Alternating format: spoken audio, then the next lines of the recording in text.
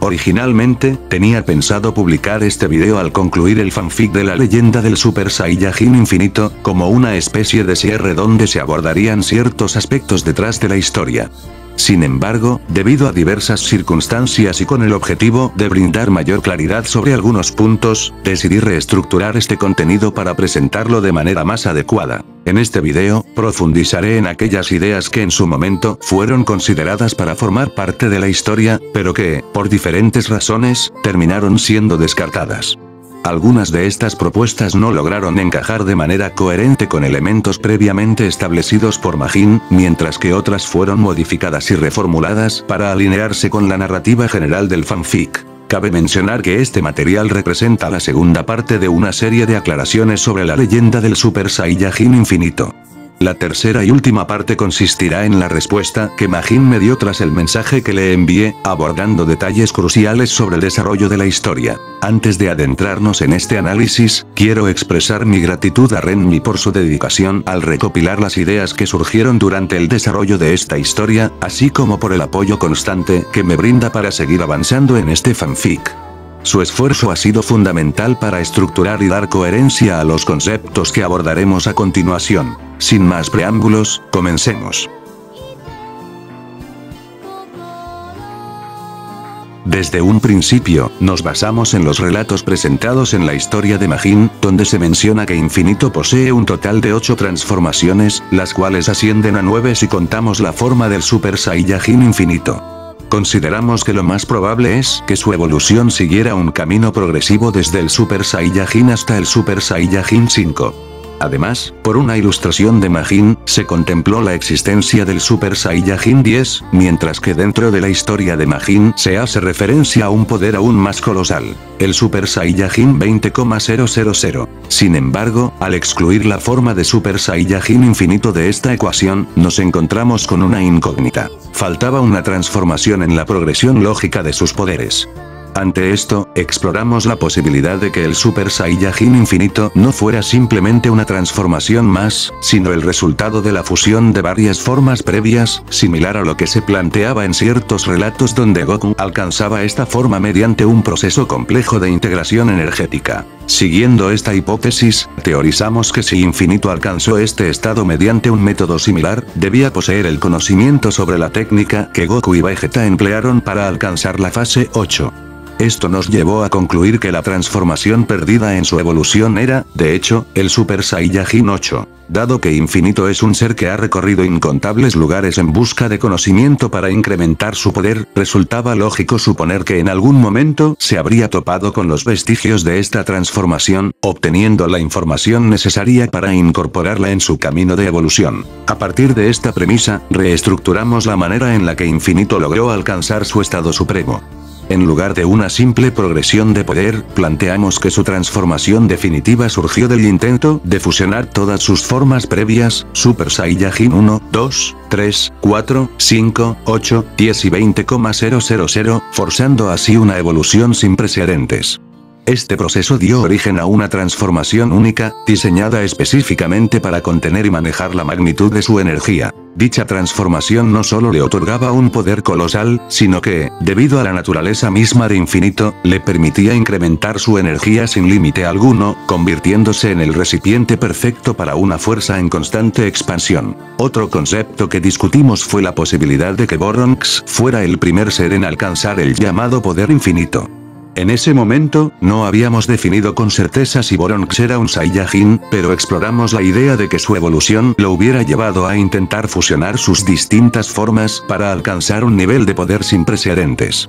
Su transformación resultante habría sido similar al Ultra Ego de Vegeta, con una energía en constante incremento. Esta teoría planteaba que Boronx, al haber llegado a este estado antes que Infinito, sería quien lo incitara a buscar su propia versión del poder infinito. Finalmente, añadimos un último elemento a esta evolución forzada. Para soportar el inmenso desgaste del proceso, Infinito habría recurrido a la forma de Super Saiyajin 20,000, la única transformación capaz de resistir la presión de su propia evolución. En un punto del desarrollo de la historia, se discutió la idea de que Infinito no tuviera un nombre propio. Esta decisión surgió del hecho de que su historia lo mostraba como un ser repudiado por su propia especie, al grado de ser completamente rechazado. En Dragon Ball AZ, los Saiyajines conservan su carácter orgulloso y tradicionalista, por lo que era muy probable que incluso los propios padres de Infinito lo hubieran despreciado, privándolo de un nombre oficial. En este contexto, el título de Infinito no solo funcionaba como un distintivo para el personaje, sino que encapsulaba su esencia misma. Un ser cuya existencia se desvinculaba de toda identidad convencional, un guerrero cuyo único propósito era trascender los límites del poder. Parte de esta idea se mantuvo en la historia actual de Goronks, ya que en ningún momento se le refiere por un nombre propio. En su lugar, se le menciona únicamente como el joven Saiyajin, reforzando la idea de que su identidad era irrelevante ante la magnitud de su destino. Uno de los personajes que llamó nuestra atención dentro del póster de Dragon Ball AZ de Majin fue una guerrera de apariencia enigmática. Posteriormente, se encontró otra ilustración del mismo personaje, lo que llevó a Renya a hacer una curiosa asociación con Harley Quinn, el icónico personaje de cómics. A partir de esta referencia, consideramos la posibilidad de darle un nombre propio dentro de la historia, optando inicialmente por llamarla Yumi. Sin embargo, su inclusión en la trama requería un propósito más allá de su simple existencia. Exploramos entonces la idea de que su motivación para participar en el torneo fuera el deseo de enfrentarse a un rival digno. Imaginamos a Yumi como un ser que, debido a su abrumador poder, llevaba una existencia sumida en la monotonía, abrumada por la falta de oponentes capaces de desafiarla.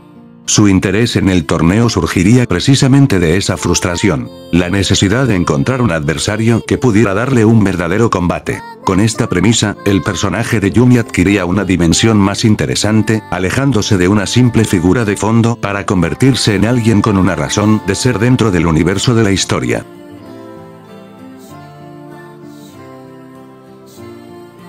Dentro del póster de Majin, aparecían dos figuras enigmáticas, Demihari y la bestia Takama, ambos provenientes de la ova de los Mystics. Se les describía como entidades divinas, observadores del torneo, pero en la estructuración de la historia se estableció que cada dios espectador debía contar con un representante en la competencia. Basándonos en la ova de los Mystics de lore, seleccionamos como participante a un guerrero perteneciente a la mística raza de Irina. Este concepto surgió en paralelo con la idea de incluir a otros Saiyajin en la historia, aunque este sería abordado en otro momento. Posteriormente, se decidió otorgarle un nombre a este nuevo combatiente, Nerion. Pero un personaje de tal magnitud debía contar con una motivación lo suficientemente sólida para justificar su presencia en el torneo. Así surgió la idea de que Nerion tenía un propósito más allá del combate, su deseo de derrocar a los 5 reyes que gobernaban su mundo con mano de hierro, cuyas acciones eran consideradas crueles y moralmente cuestionables. Para fortalecer su trasfondo, se planteó una historia en la que Nerion lideró una rebelión contra los monarcas, pero fue derrotado y capturado. Como castigo, se le impuso una única opción para recuperar su libertad: participar en el torneo. Sin embargo, más allá de su deseo de escapar, Nerion anhelaba la oportunidad de encontrar a alguien con la fuerza suficiente para acabar con los 5 reyes y liberar su mundo de su dominio opresor.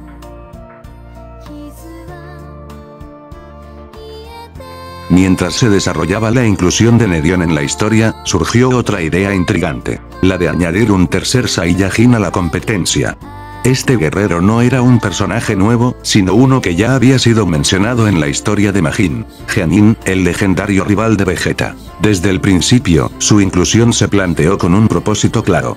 Para distinguirlo de los hermanos Saiyajin, que en este punto de la historia estaban limitados al Super Saiyajin Mystic 4, se decidió que Geanin alcanzaría un nivel aún más elevado, el Super Saiyajin Mystic 5. Sin embargo, necesitábamos un motivo que justificara su participación en el torneo. Basándonos en los eventos narrados en el capítulo de Vegeta, surgieron varias posibilidades. 1. La leyenda del dios de los Saiyajines. Geanin podría haber desarrollado una obsesión con la mítica figura del dios de los Saiyajines, creyendo que esta entidad no era otra que Infinito mismo. 2. Proteger su dimensión. Otra alternativa era que Geanin estuviera luchando para evitar la destrucción de su propia dimensión, lo que le daría una razón de peso para enfrentarse a los otros guerreros. 3. El destino de Vegeta. Se planteó la posibilidad de que Genin hubiera oído rumores sobre la supervivencia de Vegeta tras la extinción de su planeta y su presencia en el torneo, lo que lo llevaría a buscarlo y desafiarlo en combate. En algún punto del desarrollo de la historia, también se consideró que Genin fuera el hermano de Kinoko, lo que habría reducido la cantidad de Saiyajines en la historia, dejándolos en 2. No obstante, finalmente se optó por establecer a Genin como un tercer contendiente independiente, quien con el tiempo alcanzó el título de Rey de la Dimensión de la Nada, consolidando aún más su importancia dentro del torneo.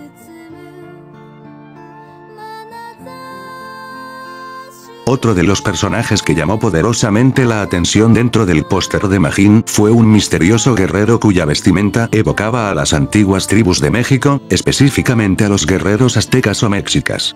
Su atuendo poseía una fuerte semejanza con los uniformes de los legendarios guerreros Águila, la élite de los ejércitos del antiguo imperio. Desde el primer momento, esta figura enigmática se perfiló como un nahual, un semidios con la capacidad de transformarse en un águila y cuyo linaje estaba ligado a los dioses ancestrales. Sin embargo, su poder no se limitaría únicamente a esta transformación. Exploramos la idea de otorgarle una evolución basada en el concepto del Señor de la Muerte, relacionándolo directamente con un poder prohibido de origen divino. Esta transformación iría más allá de lo convencional, trascendiendo los límites físicos del personaje. En un punto del desarrollo, se decidió que este guerrero poseería una habilidad única, la clarividencia. No requería de su vista para percibir su entorno, razón por la cual siempre se le representaba con los ojos vendados. Cuando desataba su transformación en Señor de la Muerte, se quitaba las vendas, revelando un cambio aterrador en su apariencia. En un giro aún más oscuro, se exploró la idea de que su transformación no fuera una simple evolución de poder, sino la manifestación de una entidad que residía dentro de él. Esta entidad, la encarnación misma del Señor de la Muerte, habría sido la responsable de arrebatarle la vista al guerrero en un pacto ancestral. Cuando el guerrero mexica entraba en su forma definitiva, no eran sus propios ojos los que utilizaba, sino los de la entidad que lo poseía en ese estado. Para reforzar aún más su presencia en el torneo, se barajó la posibilidad de que sus habilidades sensoriales fueran similares a las de Granola, el guerrero ceresiano de Dragon Ball Super, otorgándole una percepción sin igual en combate.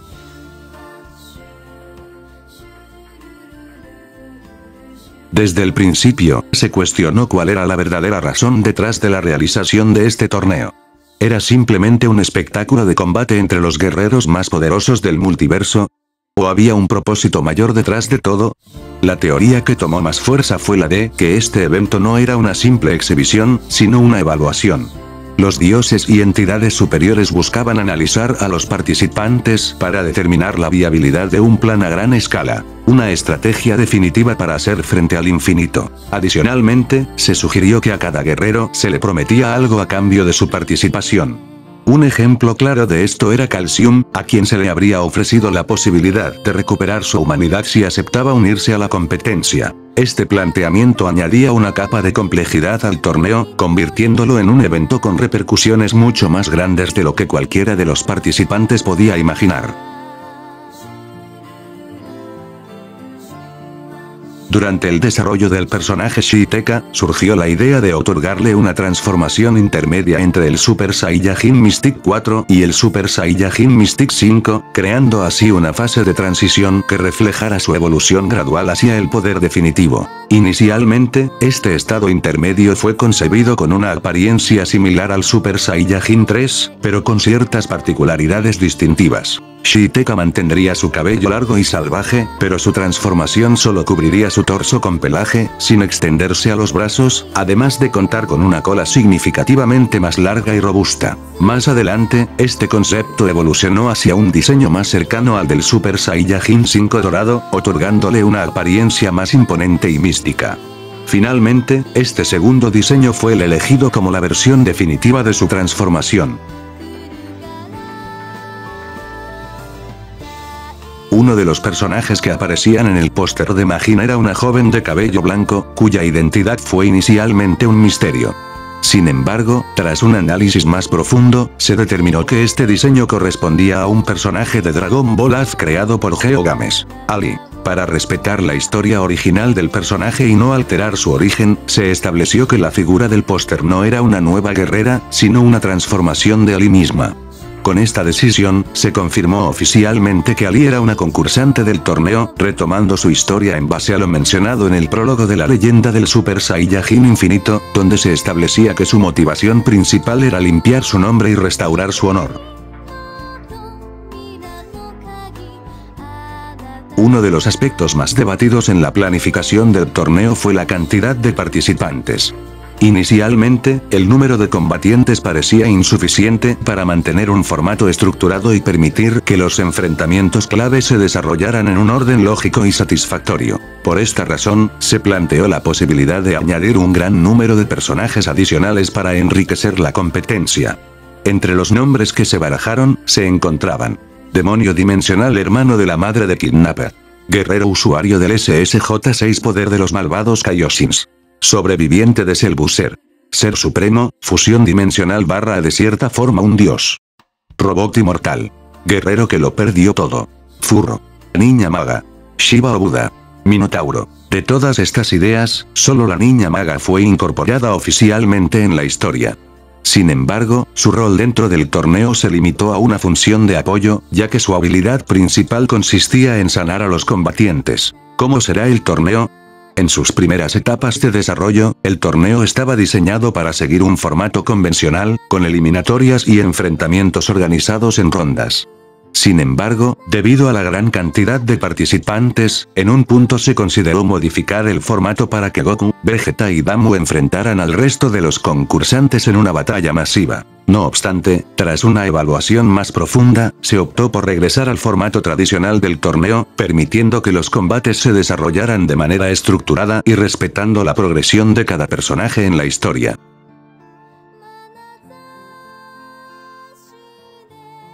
En la narrativa original de Majin, se establecía que los Saiyajines Mystics mantenían una antigua rivalidad con los reyes de la dimensión sin nombre. Debido a esto, en cierto momento se contempló la posibilidad de que ambas facciones coexistieran dentro de la misma dimensión, lo que habría generado una confrontación inevitable entre ellas. Sin embargo, esta idea no llegó a materializarse. En su lugar, se decidió que el rival de Vegeta residiría en una dimensión separada, desarrollando su historia de manera independiente. Boronx es un personaje que ha aparecido en múltiples fanfics dentro de Dragon Ball AZ, aunque en cada versión ha sido representado de manera diferente. Sin embargo, en todas sus iteraciones, Boronx ha sido un Saiyajin. Inicialmente, nuestra versión de Boronx iba a distanciarse de este concepto, reinventándolo como un demonio que había jugado un papel fundamental en la ascensión de Infinito al Super Saiyajin 10. Esta idea habría otorgado a Boronx una conexión directa con los eventos más trascendentales de la historia, consolidándolo como una pieza clave en la evolución del poder absoluto. Sin embargo, en última instancia, se decidió mantener su esencia Saiyajin, alineándolo con sus versiones previas dentro del fanmade y asegurando su coherencia con el lore establecido en otras historias. Es importante mencionar que algunas de estas ideas podrían retomarse en el futuro, cuando surja la oportunidad de implementarlas de manera adecuada en la historia. Agradecemos su apoyo y les invitamos a estar atentos a las próximas actualizaciones. No olviden activar la campana de notificaciones para no perderse ningún nuevo contenido. Sin más que agregar, me despido. Nos vemos en la próxima.